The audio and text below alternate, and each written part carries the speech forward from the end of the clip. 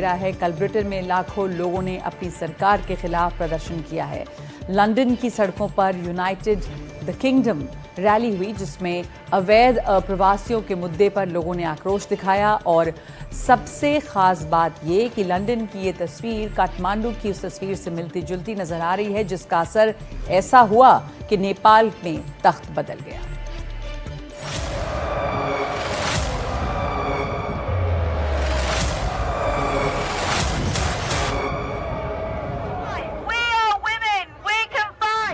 इसे ब्रिटेन के हालिया इतिहास का सबसे बड़ा प्रदर्शन कहा जा रहा है।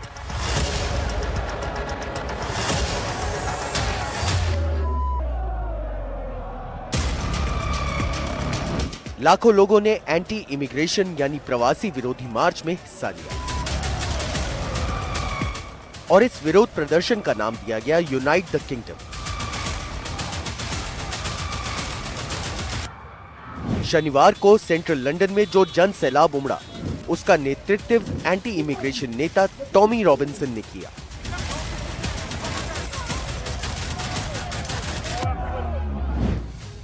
आगे बढ़ने से पहले आपको 3 तस्वीरें दिखा देते हैं।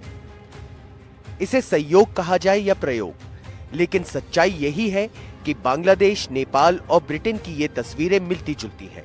बांग्लादेश में शेख हसीना की सरकार को प्रदर्शनकारियों ने उखाड़ फेंका। नेपाल में केपी शर्मा ओली की सरकार का तख्ता पलट हो गया। लंदन के ये प्रदर्शनकारी सरकार की नीतियों का विरोध कर रहे हैं और सरकार बदलने की मांग कर रहे हैं। विरोध प्रदर्शन में वो लोग शामिल हुए जो खुद को सरकार द्वारा उपेक्षित महसूस कर रहे हैं।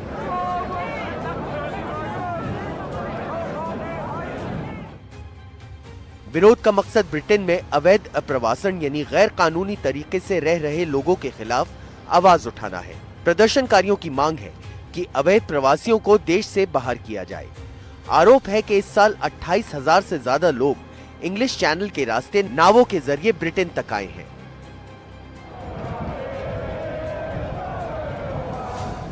विरोध मार्च में शामिल हुए लोगों ने इंग्लैंड के झंडे लहराते हुए नारेबाजी की और कहा कि लोग बाहर से आए, इसमें दिक्कत नहीं है, लेकिन ये काम अवैध रूप से नहीं होना चाहिए।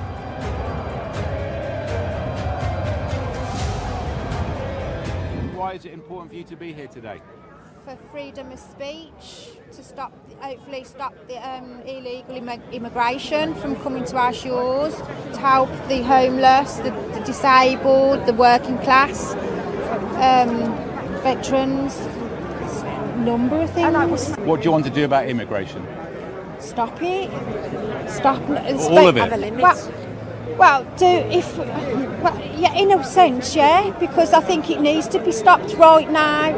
In the future, who knows? But right now, I think it does need to be stopped. Back in, I say in the day, 80s, 90s, you'd have the street parties. There was so much celebration. It was all happiness.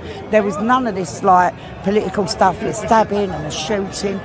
What happened to poor Charlie Kirk? You know, we don't know why. And we see so many different flags. Every country is allowed to fly their flag. Every country. So are we. So if this is good enough for our king, outside Buckingham Palace is good enough for my ass.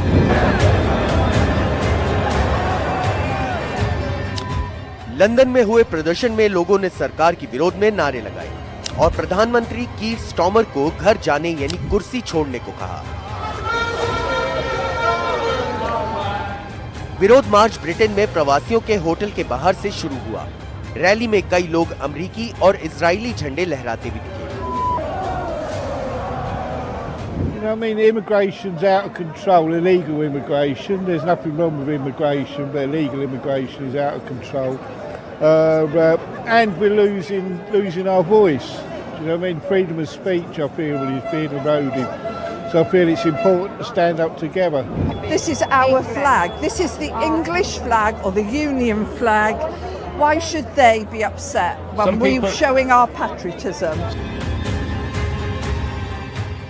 आंकड़ों के मुताबिक Britain की कुल जनसंख्या में 16% आबादी अप्रवासियों की है। इनमें मुस्लिम आबादी 31 लाख है, जो कि पाकिस्तान, बांग्लादेश और मध्य पूर्व से आई हुई है। इसी तरह हिंदू आबादी 42 लाख है, जो कि मुख्य तौर पर भारत और नेपाल से पहुंची हुई है।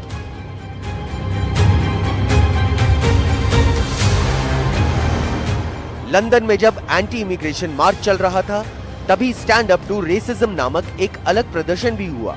इस मार्च में करीब 5000 लोग शामिल हुए।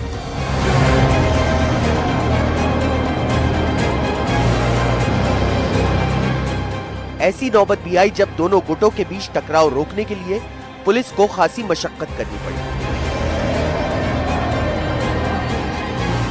मेट्रोपॉलिटन पुलिस की माने तो रैली के दौरान झड़प में कई अधिकारियों पर बोतलें भी फेंकी गईं। हालात को संभालने के लिए अतिरिक्त पुलिस बल तैनात करना पड़ा। पुलिस ने कम से कम 9 लोगों को गिरफ्तार किया, जबकि कई और लोगों की पहचान की गई। Bureau report, NDTV India.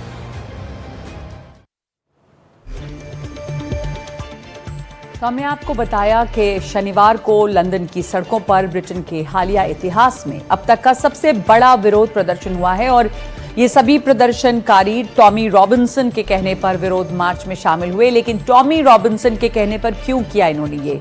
आखिर कौन है टॉमी रॉबिन्सन? क्यों इनके इशारे पर इतनी बड़ी तादाद में लोग अपनी सरकार के खिलाफ एकजुट हुए? देखिए रिपोर्ट।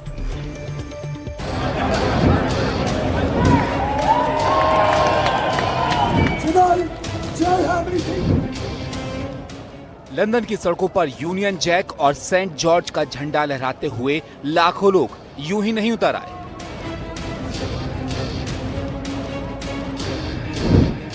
लंदन में हड़कंप मचा देने वाले इस ऐतिहासिक विरोध मार्च के बीच टॉमी रॉबिन्सन का नाम जबरदस्त चर्चा में है। यूनाइट द किंगडम नाम से इस प्रदर्शन का आयोजन रॉबिन्सन ने ही किया और इसे अभिव्यक्ति की आजादी के लिए एक मार्च करार दिया।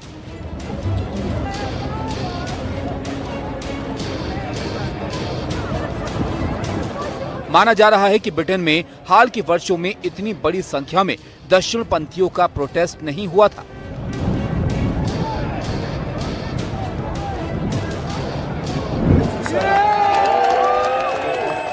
और तो और अमेरिकी अरबपति एलन मस्क भी सोशल मीडिया प्लेटफॉर्म एक्स पर लाइव स्ट्रीम के जरिए इस आयोजन में शामिल हुए और लड़ने या मरने का नारा बुलंद किया।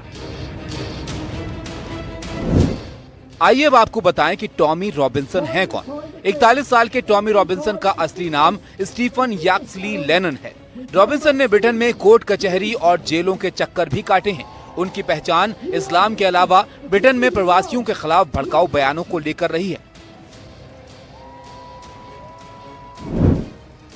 लेकिन ध्यान देने वाली बात है कि कानूनी बाधाओं के बावजूद रॉबिन्सन ब्रिटेन के सियासी सीन में प्रासंगिक बने हुए हैं। रॉबिन्सन ने 2009 में इंग्लिश डिफेंस लीग की स्थापना की। ये संगठन जल्द ही हिंसक घटनाओं से जुड़ गया। रॉबिन्सन ने 2013 में इस संगठन के नेता के पद से इस्तीफा दे दिया, लेकिन इससे प्रचारक के रूप में जुड़े रहे। I'm here to celebrate our country. The police are doing a fantastic job. They have been amazing. Tommy Robinson's been working with them. And I've seen it all over like Facebook, TikTok and that. And I want to be a part of it. Robinson को अलग अलग मामलों में अदालत की अवमानना के लिए भी दोषी ठहराया गया। साल 2018 में उन्हें एक मुकदमे की लाइव स्ट्रीमिंग को लेकर जेल भी हुई थी। इसी तरह 2024 में रॉबिन्सन को एक सीरियाई शरणार्थी के बारे में झूठा दावा करने के केस में 1.5 साल की सजा हुई। इसके पहले साल 2021 में रॉबिन्सन ने एक बड़ी रकम जुए में गंवाने की बात खुद ही स्वीकारी। साल 2018 में उन्हें ट्विटर पर प्रतिबंधित भी कर दिया गया था, लेकिन बाद में यही ट्विटर जब एलन मस्क का एक्स बन गया, तब इस प्लेटफॉर्म पर रॉबिन्सन की वापसी हो गई। लंदन में हुए प्रदर्शन को लेकर टॉमी रॉबिन्सन ने एक्स पर अपने पोस्ट में लिखा, हम अपनी आजादी के लिए सेंट्रल लंदन की सड़कों पर एकजुट हो चुके हैं।